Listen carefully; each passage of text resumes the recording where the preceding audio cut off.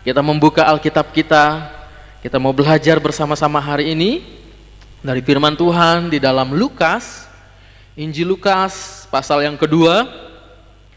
Kita membaca di ayat yang ke-8 sampai dengan ayat yang ke-20. Injil Lukas pasal 2, kita membaca ayat ke-8 sampai dengan ayat yang ke-20. Saya ayat yang ke-8, Jemaat Tuhan ayat yang ke-9, dan seterusnya sampai dengan ayat yang ke-20. Perikop firman Tuhan, gembala-gembala. Di daerah itu ada gembala-gembala yang tinggal di padang menjaga kawanan ternak mereka pada waktu malam.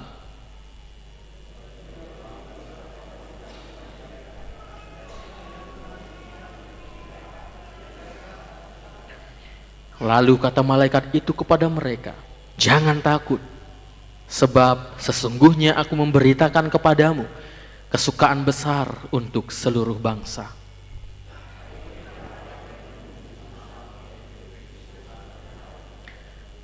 Dan inilah tandanya bagimu, kamu akan menjumpai seorang bayi dibungkus dengan lampin dan terbaring di dalam palungan."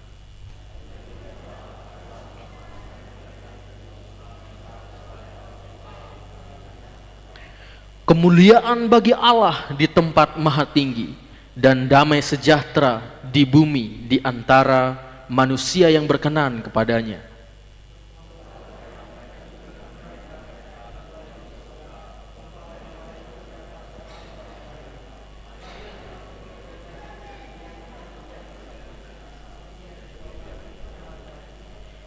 Lalu mereka cepat-cepat berangkat dan menjumpai Maria dan Yusuf dan bayi itu yang sedang berbaring di dalam palungan.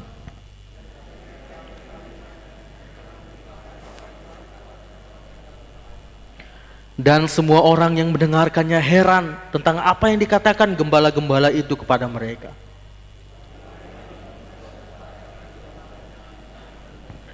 Bersama-sama, maka kembalilah gembala-gembala itu sambil memuji dan memuliakan Allah, karena segala sesuatu yang mereka dengar dan mereka lihat semua sesuai dengan apa yang telah dikatakan kepada mereka. Puji nama Tuhan untuk firman Tuhan yang baru kita baca. Bapak Ibu jemaat Tuhan yang terkasih, pada minggu ini sesuai dengan tema kita selama 1 bulan ini, minggu ini kita akan belajar tentang satu hal, pengaruh kelahiran Yesus Kristus. Pengaruh kelahiran Yesus Kristus, dampak kelahiran Yesus Kristus, akibat kelahiran Yesus Kristus. Bapak Ibu jemaat Tuhan, ketika kita berbicara tentang pengaruh Yesus Kristus, tentu hal ini kita semua bisa menjawabnya, dan bahkan mungkin kita tahu jawabannya. Ketika kita mendengar apa sih pengaruh Tuhan Yesus, mungkin dalam hati kita berkata, pengaruh Tuhan Yesus dalam hidup saya luar biasa. Pengaruh Tuhan Yesus seperti ini. Pengaruh Tuhan Yesus seperti ini. Kita semua bisa menjawabnya ketika ditanya apa pengaruh Tuhan Yesus dalam hidup kita. Namun Bapak Ibu jemaat Tuhan, betulkah Tuhan Yesus mempengaruhi kita? Betulkah Tuhan Yesus benar ada di hati kita? Betulkah Tuhan Yesus benar lahir di hati kita? Nah Bapak Ibu jemaat Tuhan, ketika kita berbicara tentang pengaruh, kita semua tahu di dalam dunia ini Bapak Ibu jemaat Tuhan, banyak hal yang mempengaruhi kita. Banyak tokoh-tokoh hebat yang memberikan inspirasi kepada kita. Contoh, presiden misalnya, artis, motivator, penyanyi-penyanyi rohani, pengkhotbah-pengkhotbah hebat, hamba-hamba Tuhan. Hal-hal ini bisa mempengaruhi kita. Hal-hal ini bisa membuat kita termotivasi, Bapak Ibu jemaat Tuhan. Namun Bapak Ibu jemaat Tuhan yang terkasih, ada satu buku yang ditulis oleh Michael Hart. Buku ini sangat terkenal pada zamannya, ditulis tahun 1978, cetakan yang pertama, dan yang kedua 1982. Buku ini berjudul The 100 atau 100 orang yang paling berpengaruh di dunia. Mungkin Bapak Ibu pernah membaca buku ini karena ini buku yang sangat terkenal.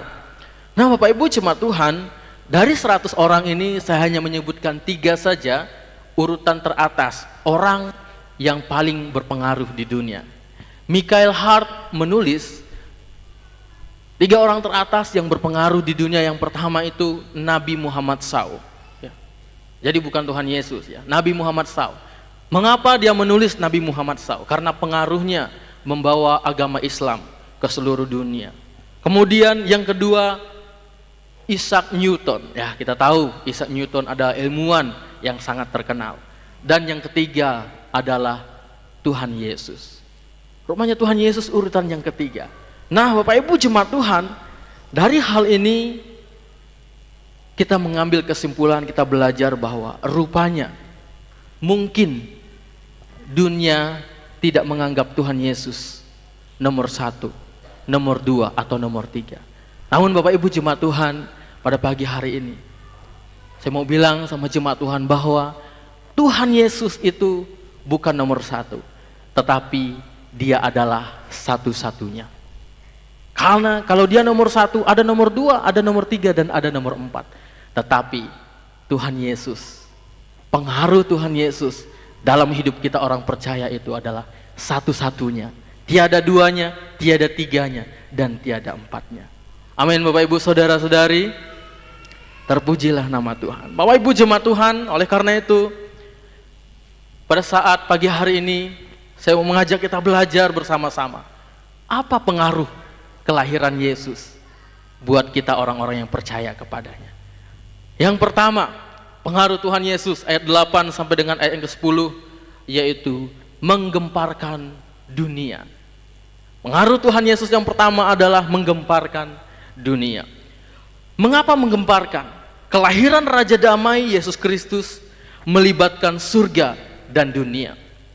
Melibatkan surga, malaikat-malaikat diutus oleh Allah untuk datang kepada Maria, untuk datang kepada gembala-gembala, memberitahukan bahwa seorang Raja Damai akan lahir. Mengapa menggemparkan dunia? Sebelum Yesus dilahirkan, pada saat Yesus dilahirkan, Raja Herodes sangat panik ketika mendengar kabar bahwa Yesus, Mesias yang dijanjikan itu akan dilahirkan. Nah Bapak Ibu jemaat Tuhan, ketika Yesus lahir, yang gempar bukan hanya dunia, surga juga gempar.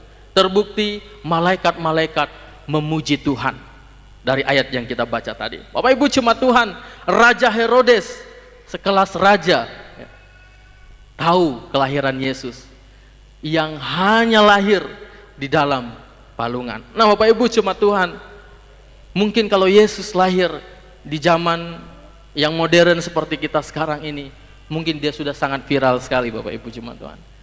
Mungkin dia sangat viral di medsos, di TikTok, di Instagram, di YouTube, karena ada seorang bayi yang dilahirkan di dalam palungan, di kandang yang hina, yang bernama Yesus, yang disebut orang Raja Damai, Mesias itu. Nah Bapak Ibu jemaat Tuhan, bayangkan seorang Raja Damai yang punya tahta, yang punya segala-galanya, rela turun ke dunia, turun ke dalam kandang yang hina, ke dalam palungan, dibungkus pakai lampin, hanya dengan satu tujuan, untuk menyelamatkan Bapak Ibu jemaat Tuhan, saudara-saudari, saya, kita semua yang hadir pada hari ini, untuk menyelamatkan kita dari dosa. Bapak Ibu jemaat Tuhan yang terkasih, kalau kita berbicara tentang kandang, tentang palungan, kita semua pasti tahu ini bukanlah tempat yang bersih, ini adalah tempat yang kotor. Mohon maaf saya katakan, ini adalah tempat yang jorok, tempat yang banyak dengan kotoran-kotoran. Bapak Ibu jemaat Tuhan, saya baru saja memiliki anak yang masih kecil. Ketika dia digigit nyamuk saja, ada bekas di kepalanya, di pipinya. Aduh, rasanya pengen bekas itu hilang segera. Nah, bayangkan Bapak Ibu, Tuhan Yesus lahir di kandang. Bagaimana dengan nyamuk, dengan lalat, dengan segala binatang-binatang, dengan segala kuman-kuman yang ada di situ. Mohon maaf, dengan segala kotoran yang ada di situ. Bayangkan, Sang Raja Damai lahir di tempat yang seperti itu demi kita semua, demi Bapak Ibu jemaat Tuhan, saudara-saudari. Oleh karena itu Bapak Ibu jemaat Tuhan, kelahiran Tuhan Yesus sangat unik, sangat berbeda dari Raja Dunia. Raja Dunia lahir di istana, lahir di tempat yang mewah. Bahkan kelahiran Tuhan Yesus lebih parah dari kelahiran kita orang-orang sekarang ini. Kita sebelum lahir steril, puasa, namun Tuhan Yesus, di mana tempat yang tersedia, disitulah dia dilahirkan. Kita tahu semua ceritanya, ketika Maria dan Yusuf mengecek penginapan semua penuh, namun yang tersedia hanya kandang. Dan disitulah Raja kita yang menebus kita dilahirkan. Nah Bapak Ibu jemaat Tuhan yang terkasih, kotoran, kandang, tempat yang hina, tempat yang tidak layak untuk Raja dilahirkan, itu menggambarkan kehidupan kita Bapak Ibu jemaat Tuhan, orang-orang yang berdosa.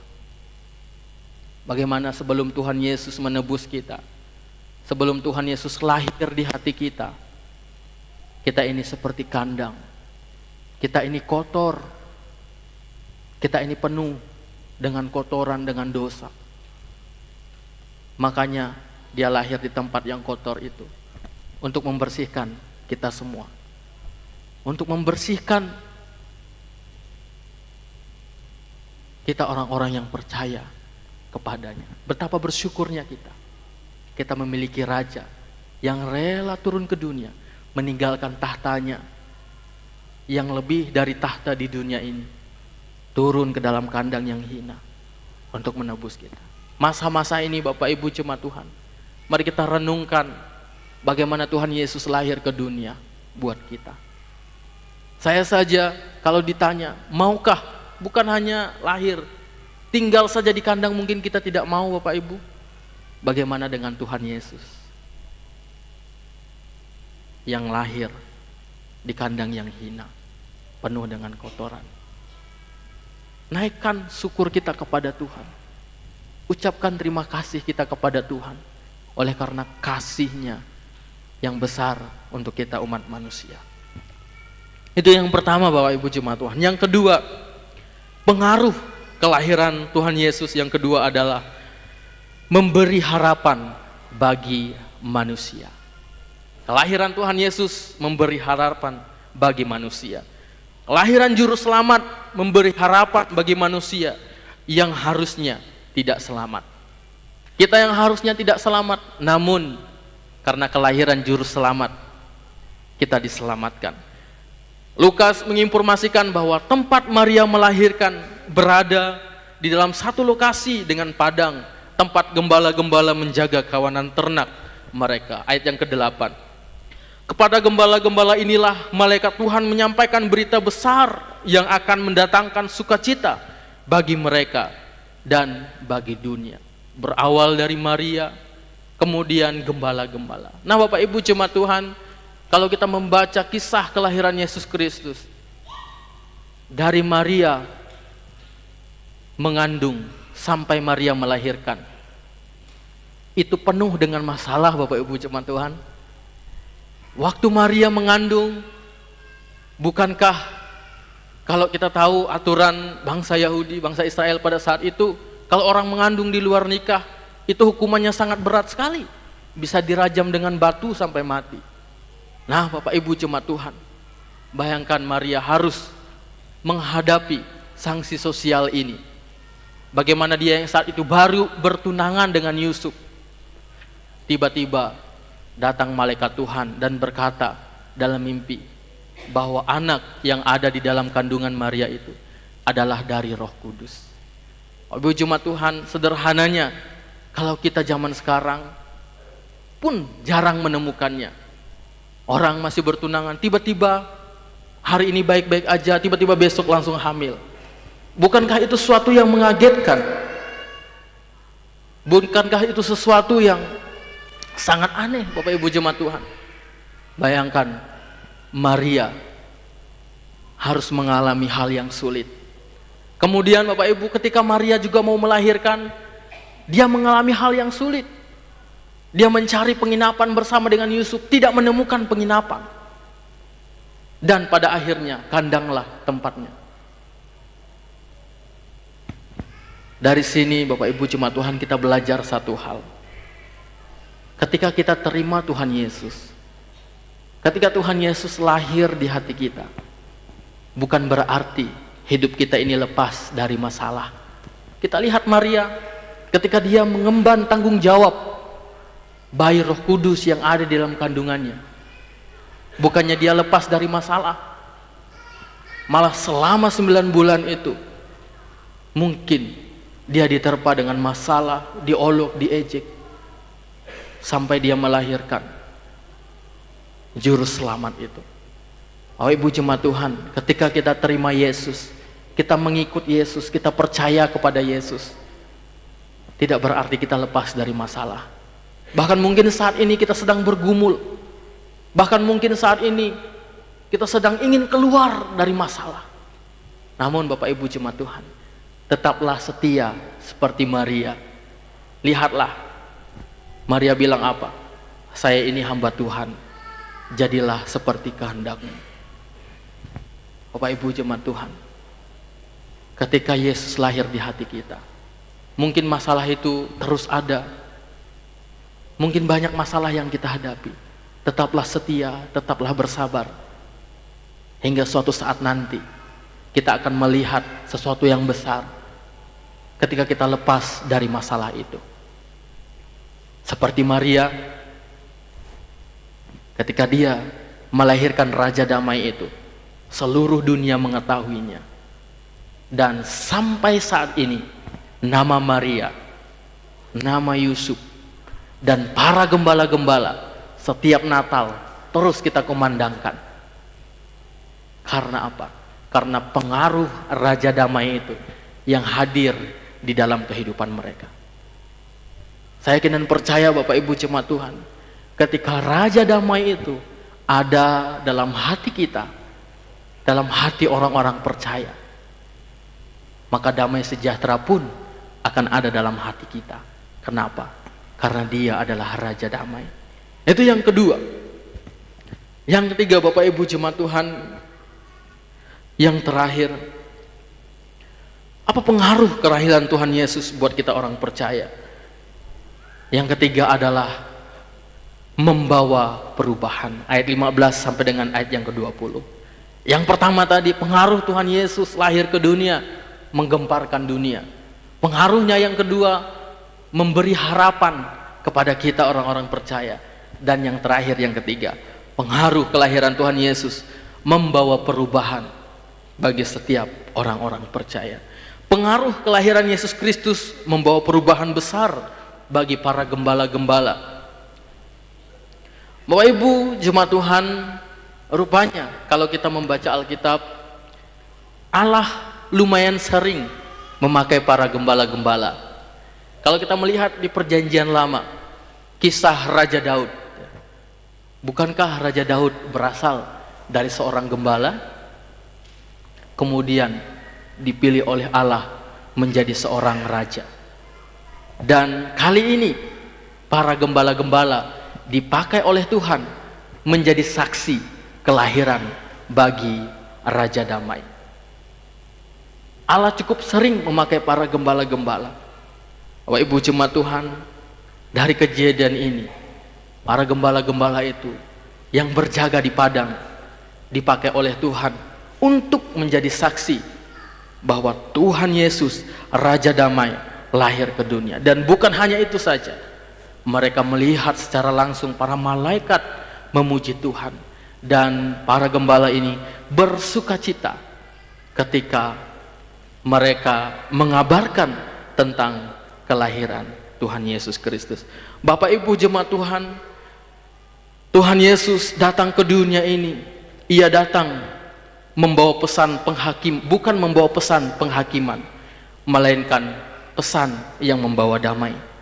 Tuhan Yesus datang ke dunia ini bukan membawa sesuatu yang besar karena bukan itulah yang dibutuhkan oleh manusia. Tuhan Yesus datang ke dunia ini bukan untuk menghakimi manusia, karena bukan itu kebutuhan manusia. Tetapi Tuhan Yesus datang ke dunia ini dengan satu tujuan, menjadi juru selamat. Karena itulah yang dibutuhkan oleh manusia, juru selamat. Karena itulah yang dibutuhkan oleh orang-orang berdosa, orang-orang yang tidak percaya kepada Yesus, juru selamat. Oleh karena itu Bapak Ibu jemaat Tuhan, hari-hari ini mari kita renungkan, sudah berapa puluh kali kita merayakan Natal? Sudah berapa belas kali kita merayakan Natal? Pertanyaannya, adakah pengaruh Natal di hati kita? Adakah pengaruh Tuhan Yesus di hati kita? Apakah melalui Natal kita semakin mencintai Tuhan, atau kita semakin jauh dari Tuhan? Apakah semakin tahun iman kita semakin bertumbuh, atau kita semakin turun? Apakah semakin tahun kita semakin semangat, semakin setia di dalam melayani Tuhan, atau kita semakin jauh dari Tuhan? Melalui momen ini Bapak Ibu jemaat Tuhan, mari kita renungkan bersama-sama pengaruh Tuhan Yesus dalam hidup kita orang percaya. Apakah kita sudah menaruh Dia benar-benar di hati kita dan menghidupi Tuhan Yesus yang ada dalam hidup kita? Mari kita bersatu dalam doa. Allah Bapa kami yang